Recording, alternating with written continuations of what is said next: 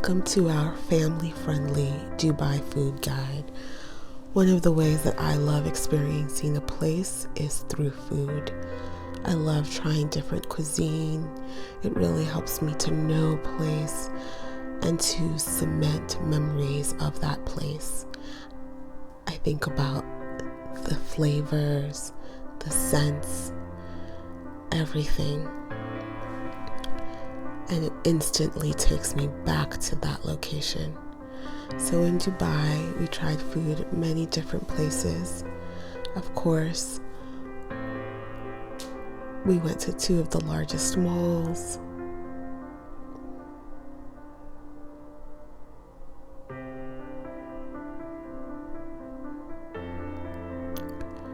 We tried Wild and Moon, a vegan food and juice bar, gluten-free, 100% organic.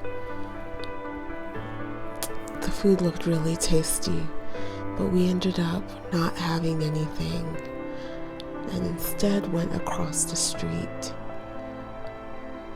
to another restaurant called Nightjar. In the UK, Nightjar would probably be a pub, except they didn't serve alcohol.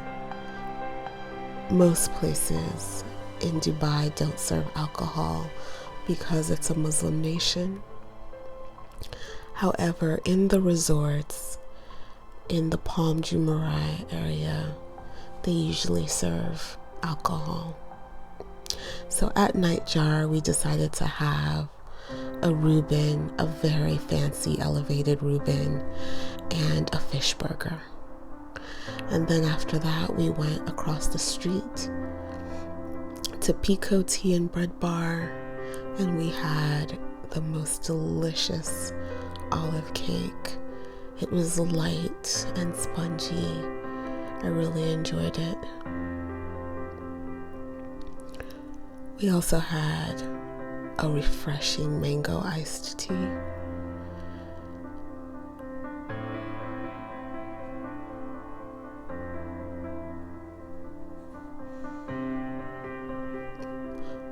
The next time we went out, we took another walk in downtown Al Barsha near our hotel to the Mall of the Emirates. We went to Starbucks. My husband is not a huge fan of Starbucks, but I love to go to Starbucks in every country I visit. It never gets old.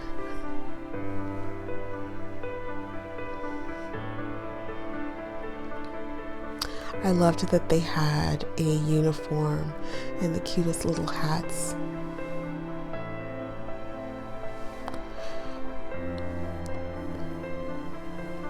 We had dinner one night at Umami, Japanese ramen. I had a traditional broth and my husband had a spicy, more flavorful broth, I think.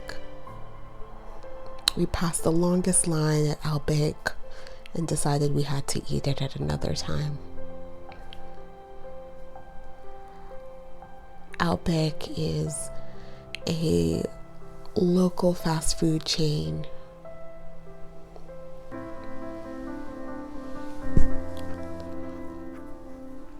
There is an entire section of the mall that had restaurants, 2 or 3 sections outside of the traditional food court. This area of the mall had Chili's, there was a Cipriani Dolce, a Joe's Juice, and of course the traditional food court, which included Shake Shack. We made dinner the few nights, chicken and rice, potatoes. I love cooking with my husband, but I wouldn't say I enjoy cooking that much. We got dressed the following night to take a trip to the Dubai Marina and also check out some of the restaurants there.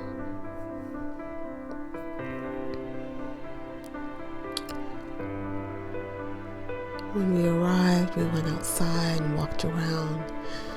The weather in Dubai at the time that we went was sweltering hot. It's the peak of summer.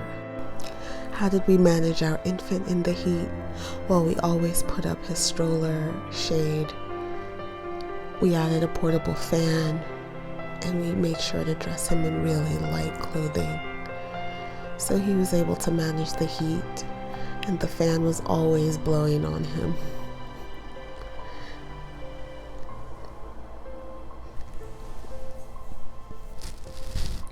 We ended up on another night at Pai Thai, a 5-star luxury Thai restaurant at the Jumeirah Al Qasar Hotel.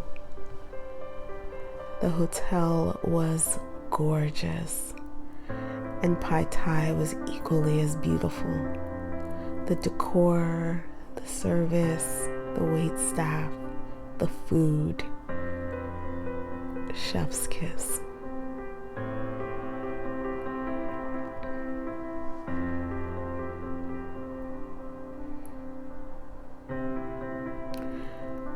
We ended up getting the sharing menu, which ran us about $250 US.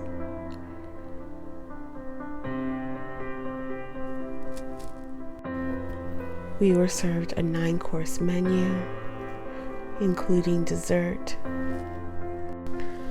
This was definitely our most expensive meal in Dubai, and arguably the most delicious meal. We had so much left over, we even took 2 plates home.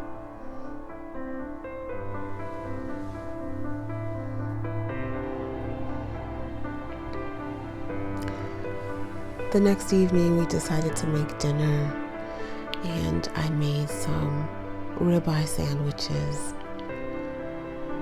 with an onion and tomato sauce. For someone who doesn't love to cook, I found myself cooking quite a lot in Dubai, and so did my husband, although we don't have a lot of video footage of him cooking, but he did.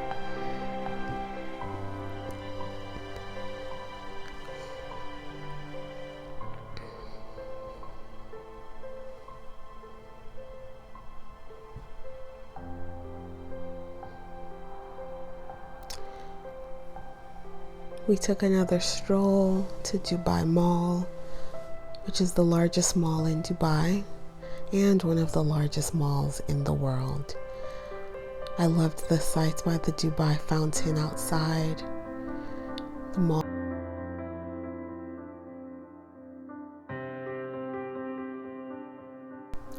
I could never turn down a Five Guys, and my husband had a craving for burgers at pretty much everywhere we went.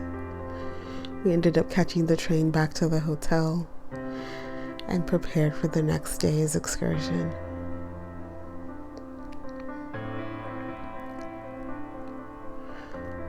The next day we took a trip to the Kempinski Hotel, a gorgeous 5-star luxury hotel you have access to through the Mall of the Emirates. The hotel is full of so much opulence, my goodness. The first time I went to a Kempinski was in Ghana.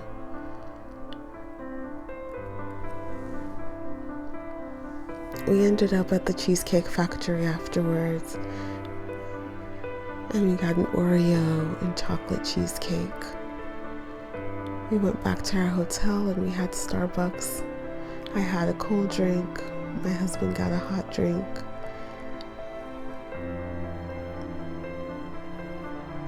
We just relaxed after that. The next time we went out, we went to Tocado Mexican Kitchen. It reminds me a lot of Chipotle. They also serve sweet potato fries. On one of the last days, we went for a family photo shoot and wore all white, visited downtown Al Barsha, and went to Debonair's Pizza. Debonair's Pizza is a South African pizza chain, but I love the way that they make their pizzas. It's always really tasty. And they're doing good for the environment and good for the local people. The next morning we made French toast. We bought delicious croissants at the local mall, the grocery store in the mall. This is an almond croissant. It had a little bit of coffee.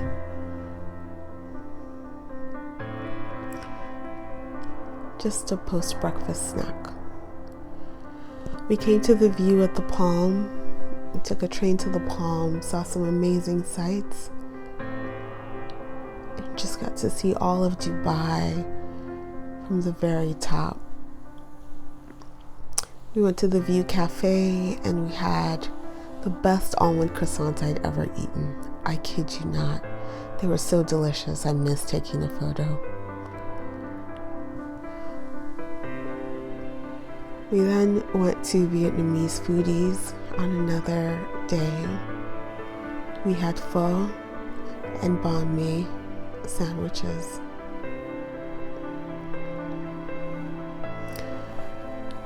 My husband had never had pho before, so this was a real treat for him. The pho was definitely delicious, but I wouldn't say it's the best I've ever had. Although some people might argue that all pho tastes the same, I beg to differ. I think what makes each pho unique is really the broth, the spices, the meats that simmered. That's what makes it unique. And some are just better than others. The last day I had some Magnum ice cream, one of my favorite store-bought ice cream brands, and just sat by the pool. I watched the wind blow the water and cause ripples, and I just enjoyed the last few days.